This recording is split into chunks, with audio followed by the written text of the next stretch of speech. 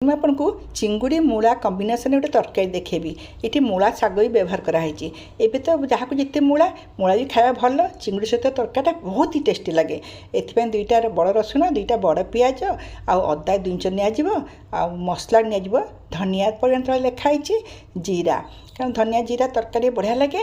ଏଥିରେ ୟେଲୋ ସୋରିଷ ନେବେ, କଳା ସୋରିଷ ନିଆ ହେବନି। ଆଉ ରାଶି ପଡ଼ିବ, ରାଶି ପଡ଼ିଲେ ତରକାରୀ ଟେଷ୍ଟଟା ବହୁତ ହି ବଢ଼ିଆ ଲାଗେ।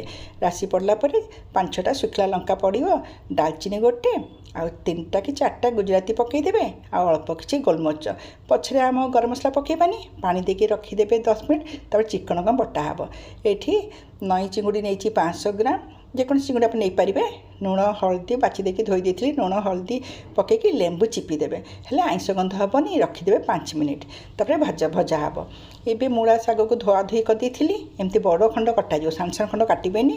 କାଟିକିରି ଲୁଣ ହଳଦୀ ପାଣିରେ ତାକୁ ରଖିଦେବେ, ବହୁତ କେମିକାଲ ସ୍ପ୍ରେ କରାହେଉଛି, ରଖିଦେବେ। ତାପରେ ମୂଳାକୁ ଧୋଇ ଦେଇକି ଚୋପା ଛଡ଼େଇକିରି ଏଇ ଟାଇପ୍ର କଟା ହେବ। 3ଟା ଏଠି ଆଳୁ ବି ମୁଁ ନେବି, କାରଣ ଆଳୁ ପକାଇଲେ ବଢ଼ିଆ ଲାଗିବ। ଆଳୁକୁ ସେମିତି ଚୋପା ଛଡ଼େଇ ଦେଇକି ଧୋଇ ଦେଇକିରି ଏଇଟାରୁ କଟାଯିବ। 2ଟା ବିଲାତି ନେଇଥିଲି, ଗୋଟେକୁ ଏମିତି ଲମ୍ବା ଲମ୍ବା କଟାଯିବ।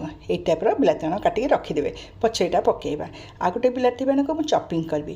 ଯେଉଁ ପିଆଜ ନେଇଥିଲି 2ଟା, ଗୋଟେ ରଖିଦେଲି ସେମିତି ଲମ୍ବା ଲମ୍ବା ସରୁ ସରୁ କାଟିକିରି, ଆଉ ଗୋଟେକୁ ଏମିତି ଚପିଂ କରିଦେବି ବିଲାତି ସହିତ, କାରଣ ବଢ଼ିଆ ଲାଗେ ଟେଷ୍ଟଟା ଏମିତି ଚପିଂ କରିକି ପକାଇଲେ। ରସୁଣ 2ଟାରୁ ଗୋଟେ ନେଲି, ଛଡ଼େଇ ଦେଇଥିଲି, ତା ଦେହରେ କଞ୍ଚା ଲଙ୍କା ପକାଇକି ଛେଚିଦେଲି। ଏବେ ଆମେ ଭାଜିବା ସୋରିଷ ତେଲରେ ଚିଙ୍ଗୁଡ଼ିକୁ। ଏମିତି ଭାଜି ସାରିଲା ପରେ ସେଇ ଆଉ ଗୋଟେ କଡ଼େଇରେ ତେଲ ପକାଇକିରି ସେଥିରେ ଜିରା ଆଉ ଯେଉଁ ଛେଚିଥିବା ରସୁଣ ଲଙ୍କା ପଡ଼ିବ, ଟିକେ ହେଙ୍ଗୁ ପକାଇଲେ ବଢ଼ିଆ ବାସ୍ନା କରିବ। ଏଇଟା ପକାଇଲା ପରେ ତାପରେ ତାକୁ ଟିକେ ଭାଜିଦେବେ। କାଟିଥିଲୁ ପିଆଜ ବି, ସେ ପିଆଜରେ ବି ଭଜା ହେବ। ଏଥିରେ ଏଇଟା ସବୁ ପକାଇକି ତେଜପତ୍ର ପକାଇକି ଟିକେ ଭାଜିଦେବେ। ତେଲ ବି ବହୁତ କମ୍ ମୁଁ ୟୁଜ୍ କରିଛି।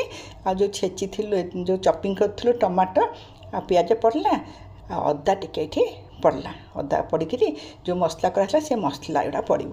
ପଡ଼ିକିରି ଲୁଣ, କାଶ୍ମୀର ଲଙ୍କାଟେ ରଙ୍ଗ ଆସିବ, ଆଉ ହଳଦୀ ପଡ଼ିବ। ପ୍ରଥମେ ମୂଳା ପକାଇକିରି 5 ମିନିଟ୍ କଷିଦେବେ, ମୂଳା ଟିକେ ବାସ୍ନା ଥାଏ ପଳାଇବ। ତାପରେ ଆଳୁ ପଡ଼ିବ। ଦେଖନ୍ତୁ କେତେ ବଢ଼ିଆ କଲର୍ ଆସିଛି। ଘୋଡ଼େଇକିରି କଷୁଥିବେ, ମୋଟେ ପାଣି ଦେବେନି।